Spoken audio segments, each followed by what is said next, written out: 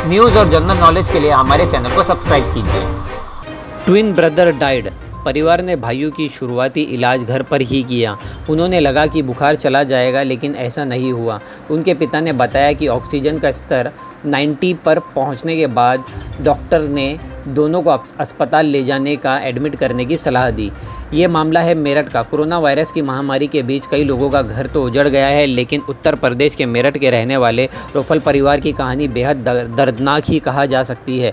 दो जुड़वा भाइयों जोफर्ड वर्गेस जॉर्ज और रेफल्ड वर्गेस जॉर्ज ने काफ़ी कोविड से लड़ाई लड़ी, लेकिन वो इस दुनिया को छोड़कर चले गए। दोनों पेशे से 24 साल के इंजीनियर थे और दोनों की मौत के बीच में सिर्फ और सिर्फ कुछ ही घंटों का फ़र्क रहा है।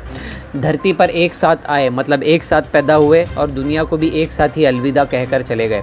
जोफर्ड और रोफल्ड की बात कहें तो बीते हफ्ते कोविड-19 के चलते मौत हो गई। दोनों का जन्म 23 अप्रैल 1957 को हुआ था। रिपोर्ट के मुताबिक जन्मदिन के अगले दिन ही यानी 24 अप्रैल को वो इस घातक वायरस की चपेट में आ गए। बताया जा रहा है कि दोनों हैदराबाद में नौकरी करते थे। दोनों भाइयों के पिता गोगरी रेमंड रोफल बताते हैं कि उन्हें ये लगभग पता था कि उनके बेटे वापस आएंगे तो दोनों साथ आएंगे, नहीं आए तो कोई नहीं आएगा। वो कहते थे जो भी होता था दोनों को एक साथ ही होता था, अगर एक को कुछ हुआ तो दूसरे को भी वही होता था। उन्होंने ऐसा कहा है। उनके जन्म से ही ऐसा चल रहा था। जोफर्ड की मौत की खबर मिलने के बाद उनके पिता ने कहा है कि मैंने अपनी पत्नी को बताया कि रोफल्ड भी घर से अकेला नहीं लौटेगा। वो 13 और 14 मई के कुछ घंटों के अंतराल में ही चले गए। रोफल्ड के 3 बेटे हैं। सबसे छोटे बेटे का नाम नोफोल्ड है।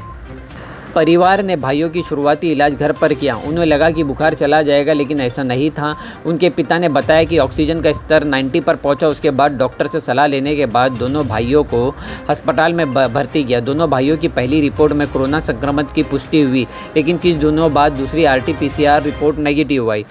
उनके पिता ने बताया कि रोफल्ड ने आखिरी बार अपनी मां को कॉल किया था। वो अस्पताल के बिस्तर से ही बात कर रहा था। उन्होंने बताया है कि उसने अपनी मां से कहा कि उसकी हालत सुधर रही है और जोफर्ड की तबीयत में भी बारे में भी बताया। तब तक जोफर्ड का निधन हो चुका था, इसलिए हमने एक कहानी बनाई। हमने उसे बताया कि हमें उसे दिल्ली के अस्पताल में शिफ्ट करना पड़ रहा है, लेकिन जोफर्ड को शायद जानता था कि उसका भाई नहीं रहा। उसने अपनी माँ से कहा कि आप झूठ बोल रहे हैं, ऐसा नहीं हो सकता।